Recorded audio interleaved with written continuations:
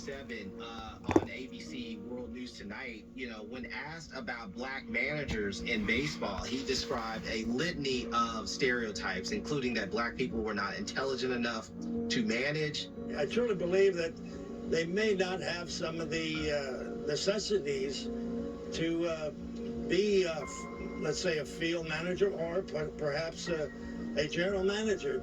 So when Campanis questions the leadership ability of blacks, I think he's speaking for a lot of folks, right? How many quarterbacks do you have? How many pitchers do you have that are black? He talked about black people were good athletes because of the way, perhaps the way they were bred into slavery. Campanis was fired less than 48 hours later by the Dodgers. It hurts, when, hear some of the announcers and they just want to focus on, black quarterbacks' athletic ability. And it is an intelligent position. The 50-question Wonderlic test acts as another barrier for young black quarterbacks. Chair Clark for the test. I'll just be straight up honest with you. The Wonderlic test is garbage. The Wonderlic test is an aptitude test that scouts and evaluators use to just try and get a feel for the intelligence that a prospect has coming in. The Wonderlic test is a very narrowly focused, you might say, test into book reading capability.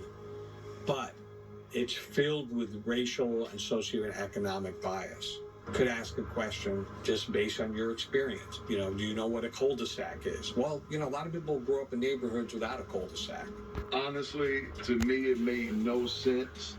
It has nothing that pertains to football. If you can read a defense, understand offense, and be able to comprehend your options in that offense, you can be successful. Everybody takes the Wonderlic test, but somehow black athlete scores get leaked out. The Wonderlic test had a direct impact in the evaluation of a black quarterback who many thought was destined for NFL greatness. My name is Vince Young, and I was an NFL quarterback. I'm from a community that you don't have money. If you have opportunity to get out of there, it's going to be because of sports, and that's it. Other than that, you go into drugs, gang banging. Vince Young played his way to a quarterback scholarship for the University of Texas. In 2005, his hard work paid off when he led the Longhorns to a national championship against a favored USC.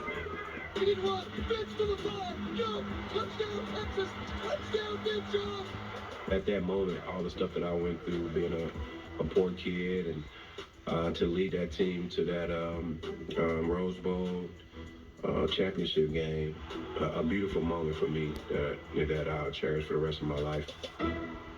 Entering the 2006 NFL Draft as the country's top quarterback, and with his hometown Houston Texans having the first pick, Vince Young's future seemed set.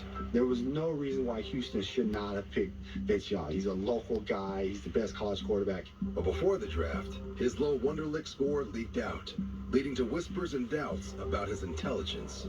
I took the Wonderlic test. I didn't take it serious, and I just wrote down anything. I didn't think that was the case of me being a quarterback in the NFL. I didn't take it serious. I guess they did. So every time you look in the draft, there's always a young black African-American quarterback getting the most scrutinized. We have to go a little extra mile than the next guy, always. It's expected for white quarterbacks to be able to develop, to have the possibility of being great. It's expected for African-American quarterbacks to be great all the time.